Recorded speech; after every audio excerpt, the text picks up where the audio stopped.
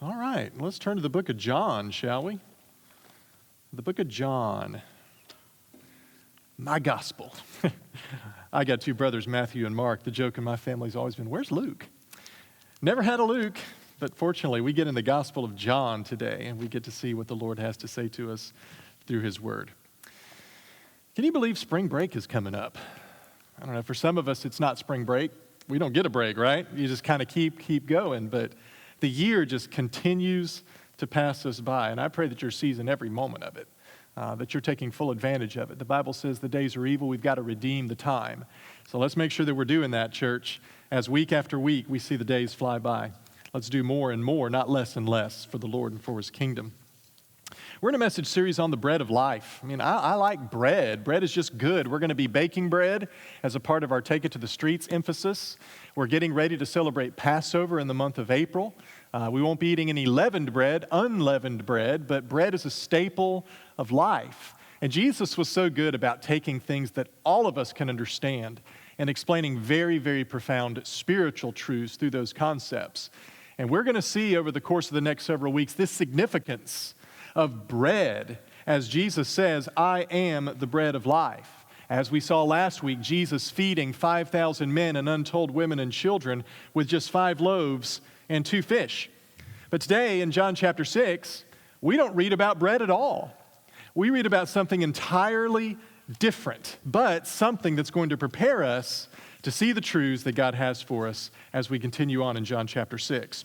So we're going to read today John chapter 6, beginning in verse 16, all the way through verse 21, and then we'll see what the Lord has to say to us, his church. It says, Now when evening came, Jesus' disciples went down to the sea, and after getting into a boat, they started to cross the sea to Capernaum. It had already become dark, and Jesus had not yet come to them. The sea began to be stirred, because a strong wind was blowing. Then when they had rowed about 3 or 4 miles, they saw Jesus walking on the sea and drawing near to the boat. And they were frightened. But he said to them, It is I. Do not be afraid. So they were willing to receive him into the boat. And immediately the boat was at the land to which they were going. This is God's word to us today. Now, when I read these verses and I get done with them, I just got to admit, I got a lot of questions. There's a lot of things that I want to ask when I read this passage of Scripture. There's a lot of details that are omitted, but every detail that is included for a reason. We're going to go through that and look at some of those questions. But before that, I just want to recognize the fear, the primal fear that one feels when you're out on the open water in the middle of a storm. Has that ever happened to you before? It has happened to me. I remember one time I was out on the Gulf and I was fishing with a buddy. He's got a boat. He loves that boat. Just about every weekend he's wanting to go down there. He's wanting to move down to the coast so that he can be on the boat more often. But we went out on the Gulf and we were doing some fishing, probably about 4 or 5 miles offshore. Now this is not a fishing boat. You know, this is not one of those larger boats where you can sort of troll in that way that can carry 15 or 20 people. No, this is just sort of like a speed boat. And we're out there on the ocean, and as long as the ocean is calm, everything's sort of good. We catch a couple of fish and we're having a really, really good time. But then we see some clouds starting to come up, and as we see those clouds coming up, we're like, I think it's going that way. It's going to miss us. Because when the fishing's good, you're just willing to wait. So we wait and wait, but then we realize, no, these things they're coming closer. We got to get out of here. And so we turn and we start heading back into shore. Well, there's something about the storm. It's always faster than you. And those waves started kicking up and the rain started falling. There's something about rain. When it's coming down, it's maybe not so bad, but when it's coming directly at you because you're driving into it, it's just like it's pepper in your face. And so we have to go slower. And as you go slower, you just get sort of more and more stuck and you're fighting those waves. Eventually, we made it back. But I remember in a few moments there thinking, man, why am I out here? What was I thinking? What were we thinking? You ever been in that moment when what was so calm and so still and it seemed like you had it under control, all of a sudden was out of control, and you realize how small you were, how vulnerable you were? You know, this kind of an idea is really a parable for life. Because we know what it's like to be sort of going along and everything's calm and smooth, and then all of a sudden something hits you, something that was unexpected, something that you were not ready for. And that is very much the way it was for the disciples here in John chapter 6. Now, this is a story that occurs not only in John, but in other Gospels. And when we read the John account, we can think about all the details from the other accounts. But what I want to see today is how John represents this episode, because he represents it a little differently because he has some different emphases. And I think that we need to see this. First of all, the passage we read comes from John 6, and John chapter 6 begins, as we saw last week, with Jesus and his disciples crossing by boat to the other side of the Sea of Galilee. And the Sea of Galilee is not huge. It's about 13 miles long this way and about 9 miles wide this way at its widest point. But there are other points where it's narrower. You know, to get from here to here, it's not quite as far. It depends on the direction that you're going.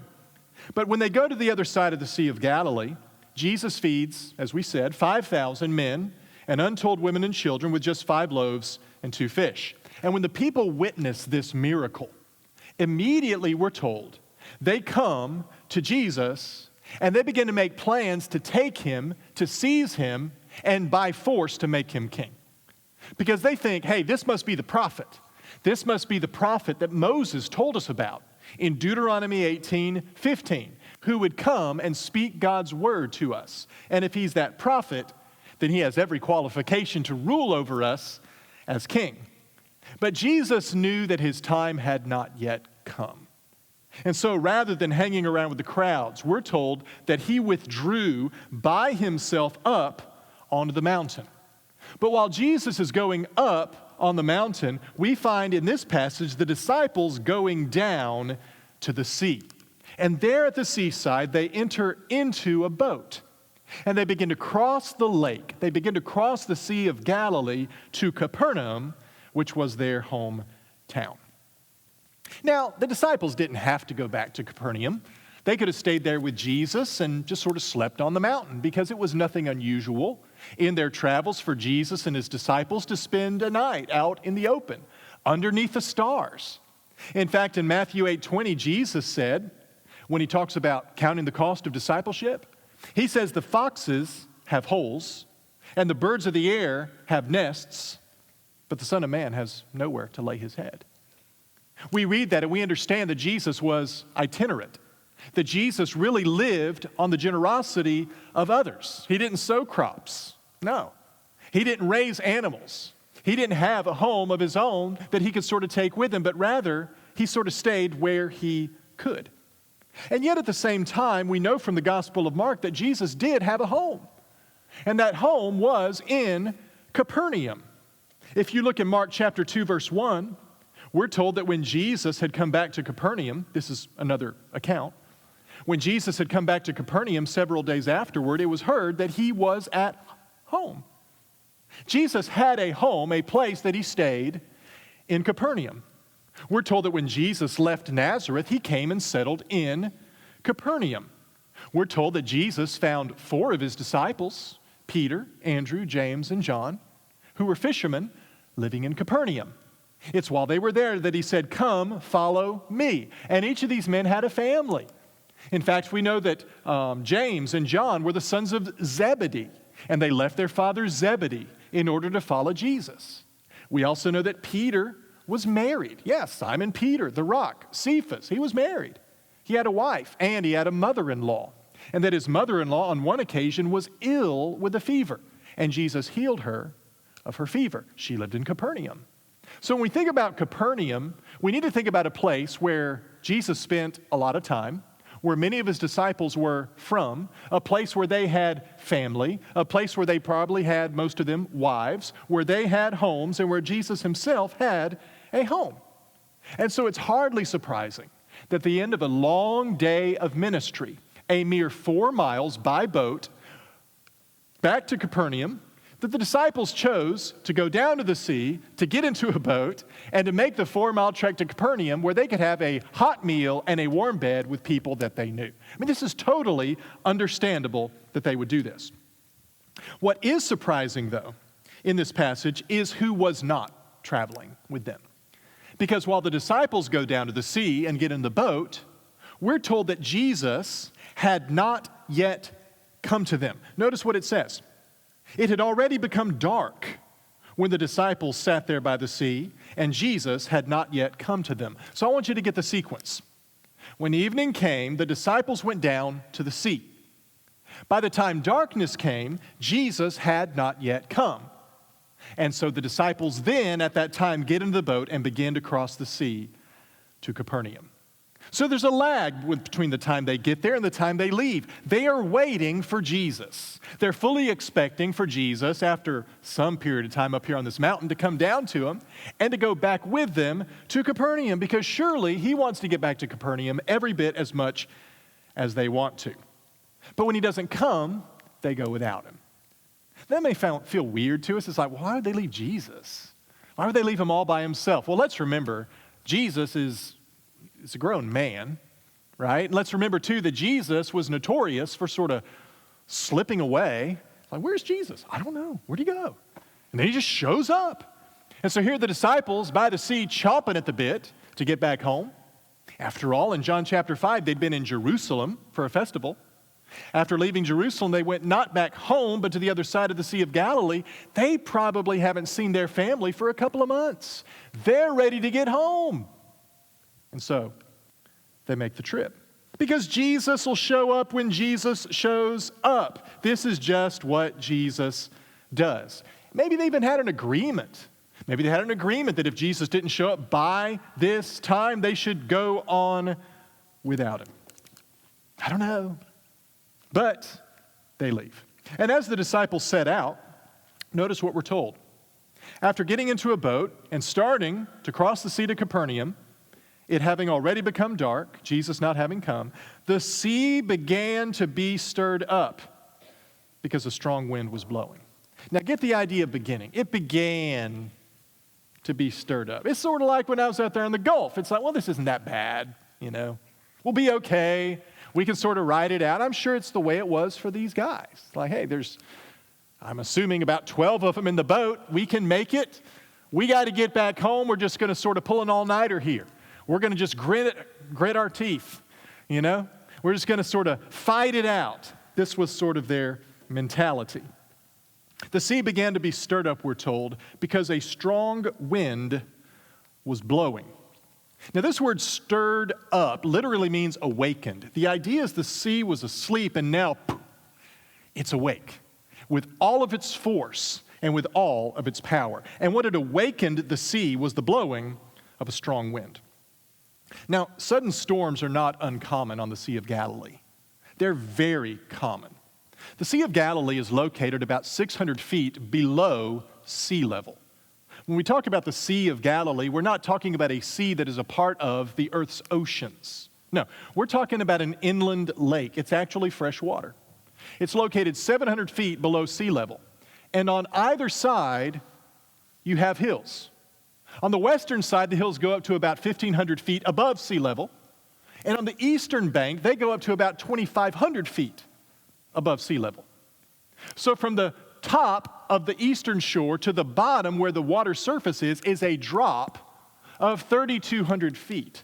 And so here's what happens. Warm, moist air tends to collect over the lake. But when you get a strong east wind coming in, it's cooler air. And as that cool air comes over the ridge, cold air drops. I mean, just think back to science. Cold air drops, forcing that warm air to rise. And as the warm air rises, it condenses, and you get this cycle, right? And it just starts storming. And it can happen really, really fast. It does not take long. Sudden storms were so common on the Sea of Galilee. And when we read this, we understand meteorologically why this would have happened. But John the Baptist, or John the beloved disciple, is not interested in meteorology. That's not his understanding. He points at a deeper meaning behind this storm. I want you to look to Genesis chapter 1, verse 2 to find that meaning. Genesis chapter 1 and verse 2. You may say, man, we're going back to the very first part of the Bible to figure out the significance of this storm. Well, remember how the book of John begins. In the beginning was the Word. mean, the Gospel of John begins in Genesis 1:1. No surprise that here we got to go back to Genesis 1:2. But yeah, Genesis 1:2 tells us about the condition of the earth in the beginning. It says the earth was formless and void, and darkness was over the surface of the deep. And the Spirit of God was moving over the surface of the waters. So here is the condition of the earth before the six-day act of creation. And I want you to notice three features that the world in its primeval condition shares in common with the scene here in John chapter 6. First of all, there's darkness. Did you notice that? It says the earth was formless and void, and darkness was over the surface of the deep. What do we know from John chapter 6 about the scene where the disciples are on the Sea of Galilee? Darkness had fallen. So in both instances, you have darkness. In the beginning, the world was devoid of light, as it was when the disciples embarked on their journey. Number two, I want you to notice the presence of the deep. It says the earth was formless and void, and darkness was over the surface of the deep. Now that word deep is a reference to the sea. The darkness in the beginning was over the surface of the deep, as darkness had descended over the surface of the Sea of Galilee. And in the midst of this deep darkness, we find a disturbance. It says in Genesis 1:2, the Spirit of God was moving. Not stationary, right? But the Spirit of God is moving over the surface of the waters. That which had been still, that which had been silent, is now beginning to stir. Because God is doing something. In the same way as in John chapter 6, we're told that a wind began to blow over the surface of the waters. Now at this point you may say, well, Pastor, you lost me there, because when you talk about the Spirit moving over the surface of the waters in the beginning, and you talk about this wind blowing over the surface of the Sea of Galilee in John 6, those are two very different things. Because the Spirit moving over the surface of the deep in Genesis 1 is a hopeful sign that God is going to take this chaos and make something ordered out of it. Whereas in John 6, the wind poses a threat. But in the Greek language, the word for wind in John chapter 6 is the same word elsewhere translated spirit. Pneuma means both breath and wind. It also means spirit. And so for John in his thinking, this wind that is blowing can also be seen as a sign, as a manifestation of God's sovereign power, moving, active at work in this world. And so in the same way that the movement of the Spirit in the beginning foreshadowed something good, a creative act that would make a good world that we could enjoy and live in, we can expect that this movement of God over the surface of the Sea of Galilee was meant not for destruction. I want you to hear me. It was meant not for destruction. It was not meant for the disciples' harm. It was not meant so that they would end up at the bottom of the lake. Instead, God is trying to create something. In the beginning, He created the world, but here He's trying to create something in the hearts of His disciples. What is it that God is attempting to create? It all goes back to the purpose for which John wrote this gospel. John chapter 20, verse 30. He says, many other signs Jesus also performed in the presence of the disciples, which are not written in this book. But these have been written so that you may believe that Jesus is the Christ, the Son of God, and that believing you may have life in His name. What is God seeking to create in their hearts? The same thing that He's seeking to create in ours. Faith. Faith. In the dark, over the deep, the disturbance comes to build faith. We're told in verse 19 of John chapter 6 how the story continues. The wind comes up, the sea is stirred, the winds are contrary, they're blowing against the disciples. And so rather than sort of throwing up their sails and allowing it to push them, they've got to pull the sails down and start rowing. That's hard work, really hard work.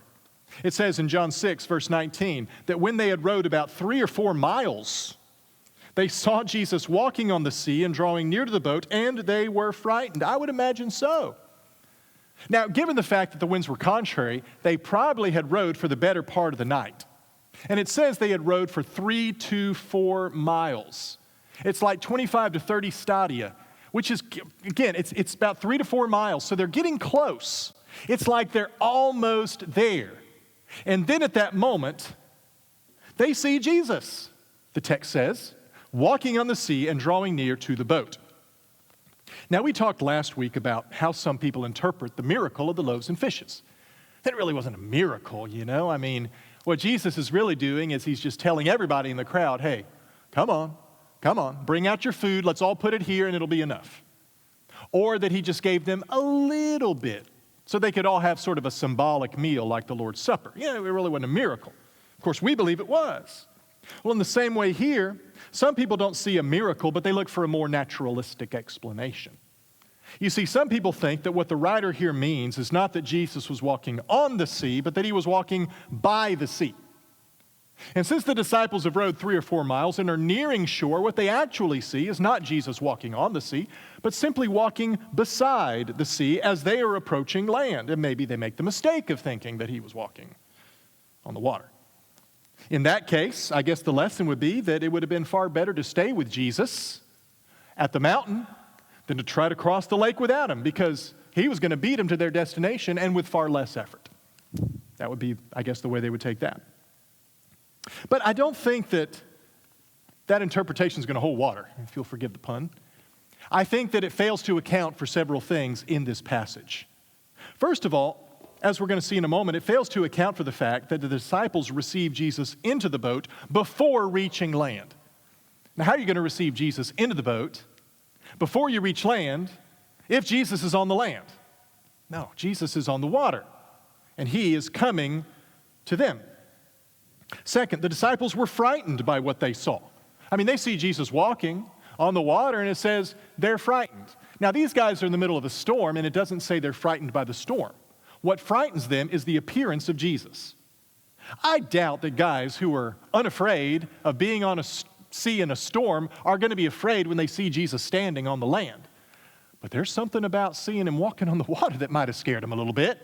It's like, what is this? Is it a ghost? Is it a specter? I mean, sailors are kind of superstitious, you know? The fear that they felt is not explainable if Jesus is on the land. And third, it tells us Jesus was drawing near to the boat. Not that the boat was drawing near to Jesus. No, he was coming to them. The most likely interpretation is, I believe, the one that we've grown up with, that Jesus was walking on the water, not the other way around. You know, people have a problem with miracles. I think that if you believe that God created the world, you're not going to have a problem with a miracle, because what is greater than that? What is greater than that? We believe in a God who creates and upholds all things by the word of his power. And God can and does and has worked miracles. But why? Why would he walk on the water? I mean, is he showing off? Look at what I can do, you know? I mean, is it unnecessary? Is it overkill? Is it going too far? No. The purpose of the sign is to be found in his words of assurance, the words that he speaks to his followers. Notice as he's approaching them, and they're frightened. What does he say? It is I. Do not be afraid. It is I. Do not be afraid. Sounds so simple, and sounds like it's exactly what they would have needed to hear. But something that we can miss. This phrase, it is I, is the Greek phrase that can also be translated, I am.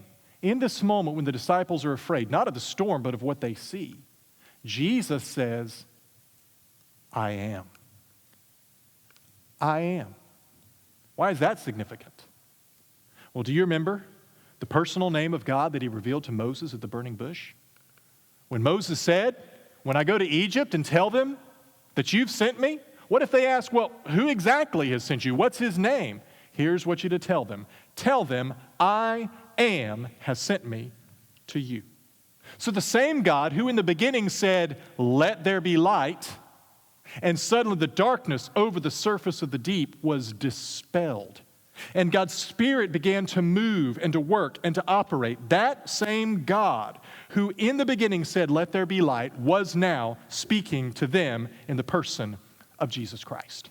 What John is showing us here is that Jesus is that sovereign, powerful Word, the Word of God.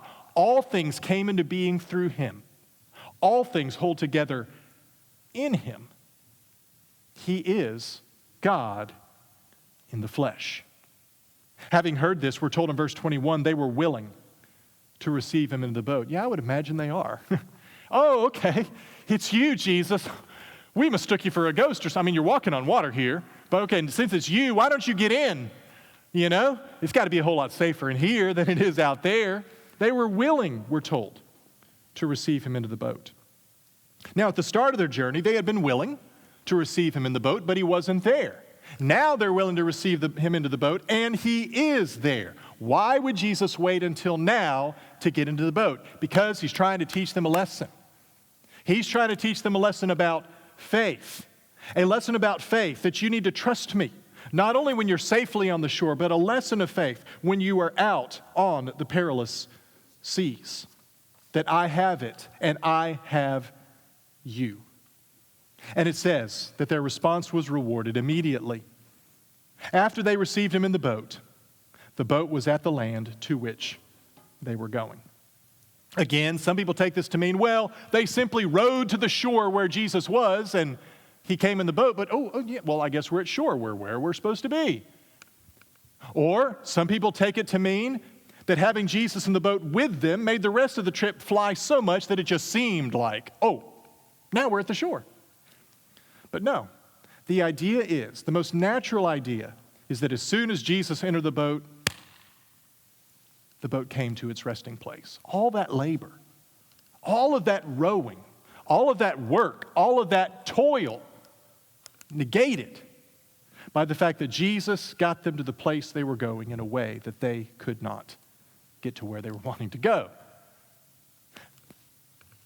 A mind-bending, a provocative, an amazing story. What are we to make of it? I want to give you three things. First of all, God not only stills the sea, but God also sometimes stirs the sea. I mean, when we look at this passage in other Gospels, what stands out is that Jesus stills the sea, but in this passage it says nothing about him stilling the sea. In this passage, rather, we find the wind blowing, which, as we saw, is illustrative of the Spirit of God. God is stirring things up. We love the idea of God who says, peace over the waters. But alongside this idea of a God who speaks peace to the waters is the idea and the image of a powerful God who at times stirs things up. How in the world would the world have come into creation? How would it have come to be if God had not gotten in there and stirred up what was still, what was static, what just was? God got into that and he began to move. And in the same way, what lesson would the disciples have learned? Had they made just simply another safe, easy row across the Sea of Galilee? But in this moment of change, in this moment of distress, God taught them a lesson. And I would submit the same thing is true of you. Sometimes you find yourself in the middle of something that's stirred up and you think, what did I do wrong? Maybe I got ahead of Jesus. Notice, I don't think the disciples are culpable here. I don't think they did anything wrong. They waited for Jesus. Jesus didn't come. They knew full well that Jesus can make it back by himself, that he probably had done it myriad of other times. I don't think we can look at the disciples and say, well, it was a lack of faith for them to get in the boat and leave Jesus behind. No, they're just trying to get back to their homes, trying to get back to their families. They're not abandoning him. They're looking ahead to the people that they care about. Look, sometimes the stuff that happens to you is not about you. It's not about what you did wrong. And oh, by the way, when things are good in your life, it's not necessarily about you either. It's not about what you've done right.